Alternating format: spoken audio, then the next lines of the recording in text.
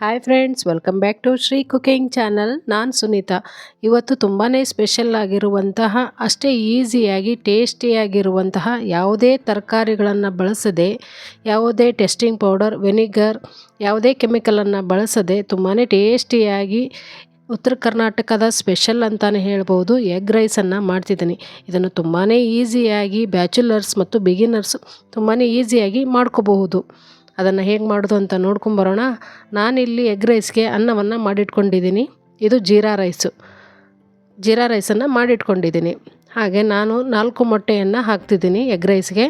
ಇವಾಗ ಗ್ಯಾಸ್ ಮೇಲೆ ಒಂದು ಕಡಾಯಿಯನ್ನು ಇಟ್ಟು ಅರ್ಧ ಬೌಲ್ನಷ್ಟು ಎಣ್ಣೆಯನ್ನು ಹಾಕ್ತಿದ್ದೀನಿ. ಸುಮಾರು ಒಂದು 5 ಟೇಬಲ್ ಸ್ಪೂನಷ್ಟು ಎಣ್ಣೆ ಇದೆ. ಹಾಗೆ ಸ್ವಲ್ಪ ಕರಿಬೇವಿನ ಸೊಪ್ಪನ್ನು ಹಾಕ್ತಿದ್ದೀನಿ. ಕರಿಬೇವಿನ ಸೊಪ್ಪನ್ನು ಹಾಕಿದ ಮೇಲೆ 2 ಈರುಳ್ಳಿಯನ್ನು ಚಿಕ್ಕದಾಗಿ ಕಟ್ ಮಾಡಿ ಹಾಕ್ತಿದ್ದೀನಿ. ಮೀಡಿಯಮ್ ಸೈಜ್ ಈರುಳ್ಳಿಯನ್ನು ಕಟ್ ಮಾಡಿ ಹಾಕಿ 2 ಟೇಬಲ್ ಸ್ಪೂನಷ್ಟು ಹಸಿಶುಂಠಿ ಬೆಳ್ಳುಳ್ಳಿ ಪೇಸ್ಟನ್ನು ಹಾಕ್ತಿದ್ದೀನಿ. ಇದನ್ನು ಹಾಕಿದ ಮೇಲೆ ಒಂದು 2ರಿಂದ 3 ನಿಮಿಷಗಳ ಕಾಲ ಈರುಳ್ಳಿ ಎಲ್ಲ ಹಸಿ ವಾಸನೆ ಹೋಗೋ ತನಕ ಚೆನ್ನಾಗಿ ಫ್ರೈ ಮಾಡ್ತಾ ಇರಬೇಕು. ನಾನು ಮೀಡಿಯಮ್ ಫ್ಲೇಮಲ್ಲಿಟ್ಟು ಈರುಳ್ಳಿಯನ್ನು ಫ್ರೈ ಮಾಡ್ತಿದ್ದೀನಿ. ಟೊಮೊಟೊವನ್ನು ನೀವು ಸಹಿತ ಆ್ಯಡ್ ಮಾಡ್ಕೋಬೋದು. ಟೊಮೊಟೊ ಹಾಕಿದರೆ ಸ್ವಲ್ಪ ಸ್ವೀಟ್ ಆಗಿರುತ್ತೆ, ಅದಕ್ಕೆ ನಾನೇನು ಸ್ಕಿಪ್ ಮಾಡ್ತಿದ್ದೀನಿ. ಈರುಳ್ಳಿ ಹಸಿ ವಾಸನೆ ಹೋಗೋ ತನಕ ಚೆನ್ನಾಗಿ ಫ್ರೈ ಆಗಬೇಕು. ನಂತರ ಅರ್ಧ ಟೇಬಲ್ ಸ್ಪೂನಷ್ಟು ನಾನು ಅರಿಶಿನ ಪುಡಿಯನ್ನು ಹಾಕ್ತಿದ್ದೀನಿ. ಹಾಗೆ ರುಚಿಗೆ ತಕ್ಕಷ್ಟು ಉಪ್ಪನ್ನು ಹಾಕ್ತಿದ್ದೀನಿ. ನಾನಿಲ್ಲಿ 4 ಜನರಿಗೆ ಆಗುವಷ್ಟು ಎಗ್ ರೈಸನ್ನು ಮಾಡ್ತಿದ್ದೀನಿ.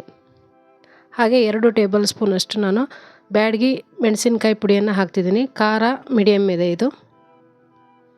ನೀವು ಖಾರದ ಪುಡಿ ಎಷ್ಟು ಬೇಕೋ ನೋಡಿಕೊಂಡು ಜಾಸ್ತಿ ಬೇಕಾದರೆ ಹಾಕ್ಕೋಬಹುದು. ಯಾರೇನು ನಮ್ಮ ಚಾನಲ್ನ ಸಬ್ಸ್ಕ್ರೈಬ್ ಮಾಡದೆ ನೋಡ್ತಿದ್ದೀರಲ್ಲ, ಹೊಸದಾಗಿ ನಮ್ಮ ಚಾನಲ್ನ ಸಬ್ಸ್ಕ್ರೈಬ್ ಮಾಡಿ ನೋಡಿ. ಹಾಗೆ ಪಕ್ಕದಲ್ಲಿರೋ ಬೆಲ್ ಬಟನ್ನ ಕ್ಲಿಕ್ ಮಾಡಿ ಆಲ್ ಅಂತ ಸೆಲೆಕ್ಟ್ ಮಾಡಿದರೆ ನಾವು ಮಾಡೋ ಪ್ರತಿಯೊಂದು ಹೊಸ ರೆಸಿಪಿಯು ನಿಮಗೆ ಮೊದಲು ಬರುತ್ತೆ. ಹಾಗೆ ನಾನು 4 ಮೊಟ್ಟೆಯನ್ನು ಇದಕ್ಕೆ ಹಾಕ್ತಿದ್ದೀನಿ. ಮೊಟ್ಟೆಯನ್ನು ಹಾಕಿದ ತಕ್ಷಣ ಇದನ್ನು ಕೈಯಾಡಬಾರ್ದು. 2 ನಿಮಿಷಗಳ ಕಾಲ ಹಾಗೆ ಬಿಟ್ಟರೆ 2 ನಿಮಿಷಗಳ ಕಾಲ ಹಾಗೆ ಬಿಟ್ಟು ಸ್ವಲ್ಪ ಈ ಥರ ಕೈಯಾಡಬೇಕು. ಎಗ್ ರೈಸಲ್ಲಿ ಮೊಟ್ಟೆ ಸ್ವಲ್ಪ ಗಟ್ಟಿಯಾಗಿ ಬರುತ್ತೆ, ತಿನ್ನಲಿಕ್ಕೆ ತುಂಬಾ ಟೇಸ್ಟಿಯಾಗಿರುತ್ತೆ. ಈ ಥರ ಎಲ್ಲ ಚೆನ್ನಾಗಿ ಫ್ರೈ ಮಾಡ್ಕೋಬೇಕು. ನಾನು ಖಾರ ಪುಡಿ ಮತ್ತು ಮಸಾಲೆ ಪೌಡ್ರನ್ನು ಇವಾಗಲೇ ಹಾಕ್ತಿದ್ದೀನಿ. ಅನ್ನದ ಮೇಲೆ ಹಾಕಿದರೆ ಘಾಟು ಬರುತ್ತೆ, ತಿನ್ನಲಿಕ್ಕೆ ಅಷ್ಟು ಟೇಸ್ಟ್ಫುಲ್ ಅನಿಸೋದಿಲ್ಲ. ಇವಾಗ 1 ಟೇಬಲ್ ಸ್ಪೂನಷ್ಟು ಧನಿಯಾ ಪೌಡರ್, ಹಾಗೆ 1 ಟೇಬಲ್ ಸ್ಪೂನಷ್ಟು ಗರಂ ಮಸಾಲವನ್ನು ಹಾಕ್ತಿದ್ದೀನಿ. ಇದು ಹೋಮ್ ಮೇಡ್ ಗರಂ ಮಸಾಲ ಮತ್ತು ಹೋಮ್ ಮೇಡ್ ಧನಿಯಾ ಪೌಡರ್. ಗರಂ ಮಸಾಲದ ರೆಸಿಪಿ ನಮ್ಮ ಚಾನಲಲ್ಲಿ ಇದೆ, ನೀವು ಬೇಕಾದರೂ ನೋಡಿ ಮಾಡ್ಬೋದು.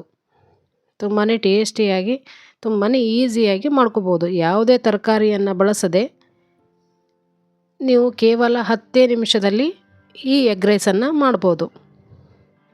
ನಾನಿವಾಗ 2 ಪ್ಲೇಟ್ ಅನ್ನವನ್ನು ಹಾಕ್ತಿದ್ದೀನಿ. ಬ್ಯಾಚುಲರ್ಸ್ಗೆ ಮತ್ತು ಬಿಗಿನರ್ಸ್ಗೆ ತುಂಬಾ ಹೆಲ್ಪ್ ಆಗುತ್ತೆ ಈ ರೆಸಿಪಿ.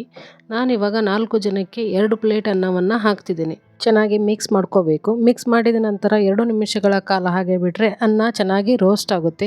ಯಾವುದೇ ರೀತಿಯಾಗಿ ನಾವು ಟೆಸ್ಟಿಂಗ್ ಪೌಡರ್, ತರಕಾರಿ ಹಾಗೆ ವೆನಿಗರನ್ನು ಬಳಸದೆ ನಾವಿಲ್ಲಿ ಸಿಂಪಲ್ಲಾಗಿ ಎಗ್ ರೈಸನ್ನು ಮಾಡ್ತಿದ್ದೀವಿ.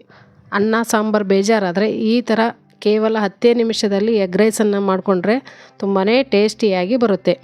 ಇವಾಗ ಮೇಲೆ ಸ್ವಲ್ಪ ಕೊತ್ತಂಬರಿ ಸೊಪ್ಪನ್ನು ಹಾಕಿ ಈ ಥರ ಮಿಕ್ಸ್ ಮಾಡಿದರೆ ರುಚಿಯಾದ ಉತ್ತರ ಕರ್ನಾಟಕದ ಸ್ಪೆಷಲ್ ಎಗ್ ರೈಸನ್ನು ನೀವು ಮಾಡ್ಕೊಂಡು ಈ ಥರ ತಿನ್ಬೋದು. ನೋಡಿ ಹೇಗೆ ಕಾಣ್ತಿದೆ ಅಂತ. ಮೇಲೆ ಲಿಂಬೆಹಣ್ಣನ್ನು ಹಿಂಡ್ಕೊಂಡು ಈ ಥರ ಬಾಯ್ಲ್ ಎಗ್ ಜೊತೆ ತಿಂದರೆ ತುಂಬಾ ಟೇಸ್ಟಿಯಾಗಿರುತ್ತೆ. ನೀವು ಒಂದು ಸಲ ಮನೆಯಲ್ಲಿ ಟ್ರೈ ಮಾಡಿ, ಹೇಗಿದೆ ಅಂತ ಕಮೆಂಟ್ ಸೆಕ್ಷನಲ್ಲಿ ಹಾಕಿ. ಈ ವಿಡಿಯೋ ಇಷ್ಟ ಆದರೆ ಈ ವಿಡಿಯೋಗೊಂದು ಲೈಕ್ ಕೊಡಿ, ನಿಮ್ಮ ಫ್ರೆಂಡ್ಸ್ ಆ್ಯಂಡ್ ಫ್ಯಾಮ್ಲಿಗೆ ಶೇರ್ ಮಾಡಿ. ಯಾರೆಲ್ಲ ಹೊಸದಾಗಿ ನಮ್ಮ ಚಾನಲನ್ನು ಸಬ್ಸ್ಕ್ರೈಬ್ ಮಾಡದೆ ನೋಡ್ತಿದ್ದಾರಲ್ಲ, ದಯವಿಟ್ಟು ನಮ್ಮ ಚಾನಲನ್ನು ಸಬ್ಸ್ಕ್ರೈಬ್ ಮಾಡಿ. ಹಾಗೆ ಪಕ್ಕದಲ್ಲಿರೋ ಬೆಲ್ ಬಟನ್ನ ಕ್ಲಿಕ್ ಮಾಡಿ ಆಲ್ ಅಂತ ಸೆಲೆಕ್ಟ್ ಮಾಡಿದರೆ ನಾವು ಮಾಡೋ ಪ್ರತಿಯೊಂದು ಹೊಸ ರೆಸಿಪಿಯು ನಿಮಗೆ ಮೊದಲು ಬರುತ್ತೆ. ಈ ವಿಡಿಯೋ ಇಷ್ಟ ಆದರೆ ಈ ವಿಡಿಯೋಗೊಂದು ಲೈಕ್ ಕೊಡಿ. ಮತ್ತೆ ಹೊಸ ರೆಸಿಪಿಯೊಂದಿಗೆ ನಿಮ್ಮನ್ನು ಭೇಟಿ ಆಗ್ತೀನಿ. Thank you.